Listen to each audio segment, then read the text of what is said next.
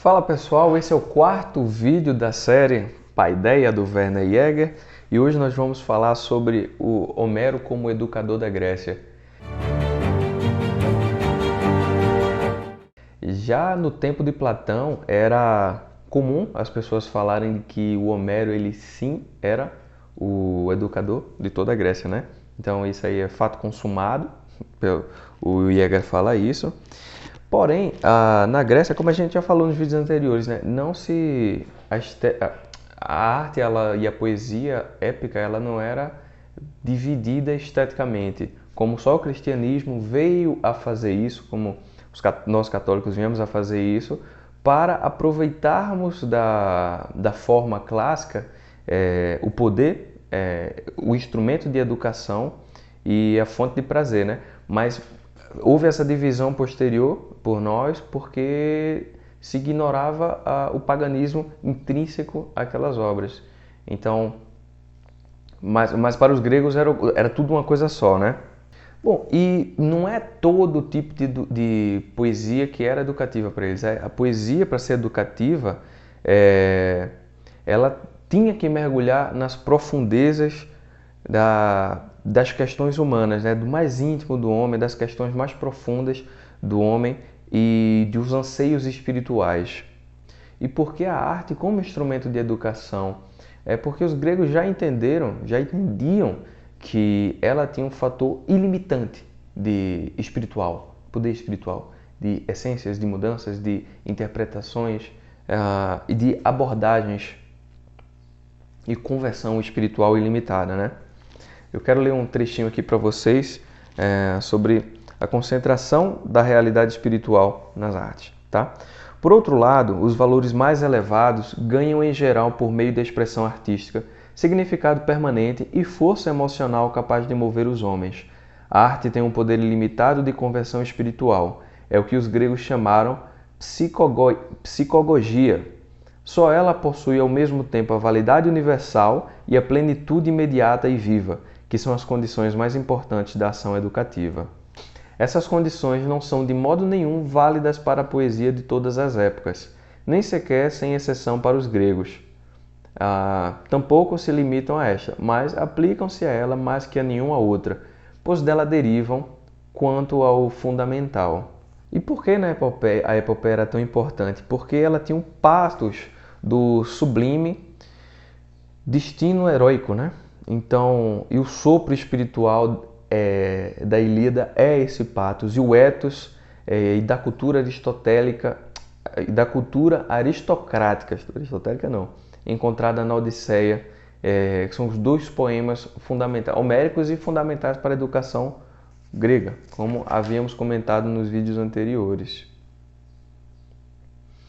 Então, o Homero ele cita os antigos aedos que cantavam as glórias dos homens, que hoje é um pouco diferente porque hoje a gente não tem tanto esse ímpeto de cantar as glórias, né? Dos grandes homens, dos heróis, aqueles que seriam faróis para nós, faróis para toda a humanidade e toda a sociedade, e sim a pequenez da vida cotidiana. Isso é o que a arte em geral, os romances atuais, contemporâneos, versam, né? Sobre a pequenez da vida cotidiana e não sobre grandes homens como faziam os gregos. Então, a epopeia ela é a derivação dos cânticos dos aedos, que, repito, era essa valorização dos grandes feitos humanos, dos heróis, aqueles que definiram parâmetros para todos os outros.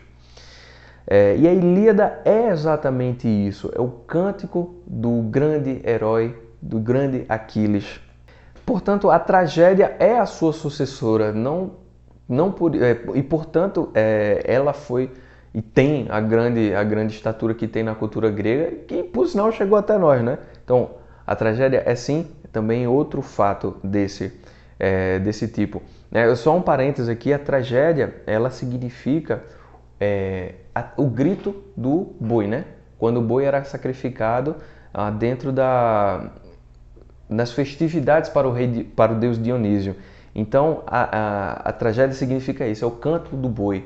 E, tal qual o boi, a tragédia mais tarde ensaiada e escrita era o canto dos heróis, do sacrifício do herói para um bem comum, não só o dele, que é o que a gente tem hoje, né? Os nossos heróis são menores e eles sacrificam a sua vida por desistência em geral. A gente tem esse fenômeno do suicídio, que é o herói que não consegue mais se doar para a sociedade, nem encontrar valor e sentido para a sua própria vida. Enquanto lá na tragédia, os heróis se doavam por algo maior. Eles tinham sentido. Então, deixa isso marcado na cabeça, tá? Bota um asterisco e não esquece disso aí. E no meio disso tudo tem a Aristeia, que é a luta, a batalha. A Aristeia, na verdade, era uma só. Se você pegar a Ilíada, a gente tem várias Aristeias, várias batalhas de grandes heróis contra inimigos. E eu quero ler esse trecho porque eu acho ele bem importante nesse capítulo. A ideia que tivermos formado a respeito da natureza dos mais antigos cantos heróicos exercerá uma influência essencial sobre tal concepção. A nossa ideia fundamental da origem da época das canções heróicas mais antigas, as quais formam, como em outros povos, a mais primitiva tradição, leva-nos a supor que a descrição dos combates singulares, a Aristeia, que termina com o triunfo de um herói famoso sobre o seu poderoso adversário, constitui a mais antiga forma dos cânticos épicos. A narração dos combates singulares é mais fértil, do ponto de vista do interesse humano, do que a ostentação de combates em multidões, cujo espetáculo e íntima vitalidade logo desaparecem. As descrições de batalhas campais só conseguem despertar o nosso interesse nas cenas dominadas por grandes heróis individuais. E é isso que a gente vai ver na Ilíada.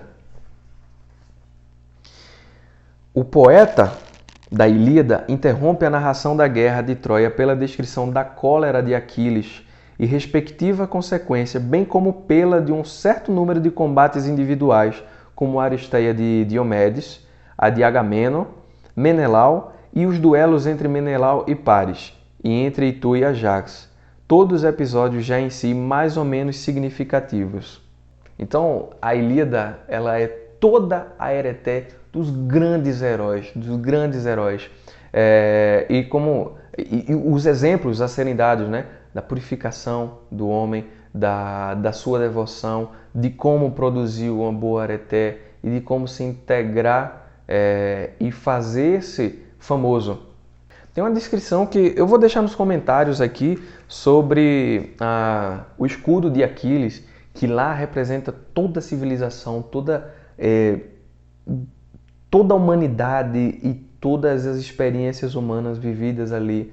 O triunfo, a glória, a desgraça também, a guerra, a luta, tudo está lá no escudo de Aquiles.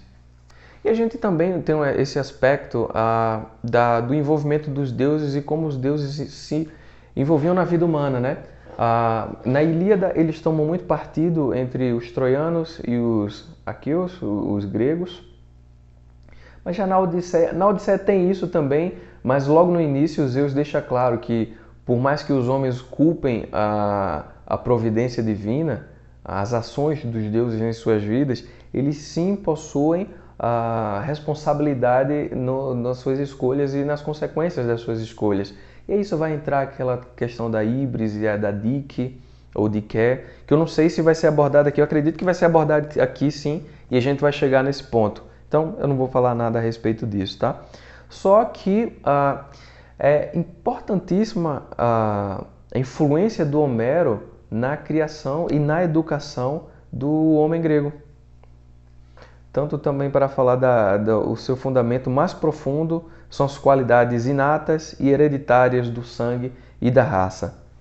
Nela, pela primeira vez, o espírito pan-helênico atingiu a unidade da consciência nacional e imprimiu seu selo sobre a cultura grega posterior. Porque imagina, hoje a gente ainda tem essa dificuldade de entender o que é o Brasil e o que é o brasileiro, né?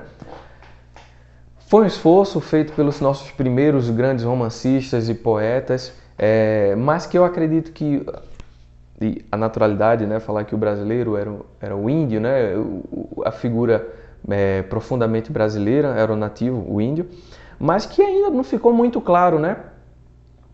Porém, os caras conseguiram fazer isso lá na antiguidade, cara. Você vê o que era o grego? Era o povo heróico. eram aqueles guerreiros, eram os oradores, eram os poetas. Então isso ficou imbricado, né, no espírito deles, de forma que todo mundo lá deveria saber o que era. Pelo menos aqui, acredito que as pessoas que tinham o mínimo de educação, não os escravos, mas o cidadão grego, sabia quem ele era, sabia qual era a função dele no mundo, sabia qual era a perspectiva dele diante do divino, diante dos deuses, e como ele deveria agir para produzir, em termos mais atuais, o máximo de Dharma, o máximo de Dharma possível para gerar para gerar bom karma para si, para a sua família e para o povo em geral. Então a gente vai ficando por aqui nesse quarto vídeo sobre a paideia. Eu espero que vocês estejam acompanhando a nossa missão aqui, a nossa odisseia por esse livro imenso. E quanto mais eu leio, mais apaixonado eu fico com isso aqui. Tem sido de bom proveito para mim, eu espero que tenha sido para vocês também. Eu espero que vocês tenham gostado.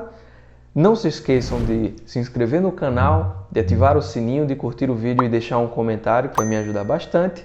E vamos ficar atento para as próximas edições, tá? Valeu e até a próxima, pessoal!